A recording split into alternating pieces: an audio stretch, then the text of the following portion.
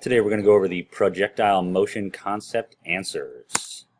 So the first question is, describe the shape of a projectile's path. And you'll see if I fire it horizontally, it kind of goes down here and gets steeper and steeper and steeper as it goes down. If I kick something up and it comes back down, it's got a similar path, just the second half of it, and that path is parabolic. It's a parabola. It's an upside down parabola every time that you would hit or throw a projectile. How does the speed of a projectile when it's launched up at an angle compare to its speed upon returning to its starting height?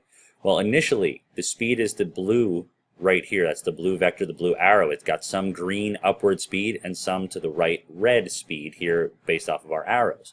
Well, as it goes upward, upward, upward, upward, we know that the red arrow stays the same because there's no horizontal acceleration. But the green arrow is getting smaller because it's getting slower and slower and slower as it moves to the top thanks to gravity. But what goes up does come back down, so when it gets back down to the ground, it's lost its speed going upward at a rate of 9.8, and on its way back down, it gains speed at 9.8 over the same amount of time, over the same amount of distance. So the green arrows at the end and at the beginning are actually the same, which means that the blue arrow, the combination of the green and the red, the actual velocity of this thing is identical to when it started. It's just in a different direction. What's the acceleration of a projectile at the top of its path? Well, it's the same everywhere along the trip. There's always the force of gravity acting on something that's being launched. Doesn't matter if it's on its way up, at the top, or on its way down. So the acceleration is always the same, downward or negative 9.8 meters per second squared. Now we have a gun. We're going to aim it horizontally. Now, if the first time we shoot it, the bullet travels 100 meters before striking the ground, what if we shoot the bullet twice as fast in the exact same spot? How far does that one go? Well, we'll assume that it takes 1 second, just for easy numbers, for the bullet to go from the gun to the ground. So the time it takes to land is 1 second. Well, if it's going to go 100 meters, that means the velocity coming out of the gun horizontally has to be 100 meters per second.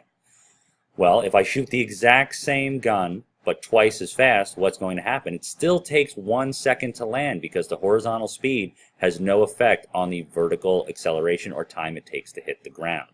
That means that if you fire it twice as fast, 200 meters per second, it's going to go twice as far in the same amount of time.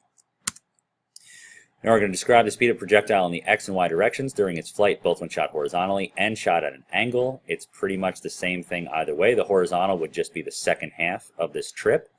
The red arrow, the horizontal velocity, as we talked about in a previous question, always stays the same. There's no acceleration left and right.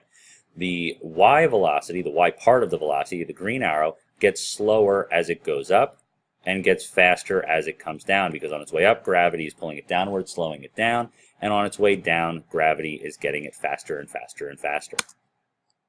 What forces are acting on a projectile while it's in flight? Well, there's only one. It's the force of gravity. There's no force pushing the soccer ball forward or slowing it down as long as we're not worried about air resistance. So there's only one force, and that is the force of gravity.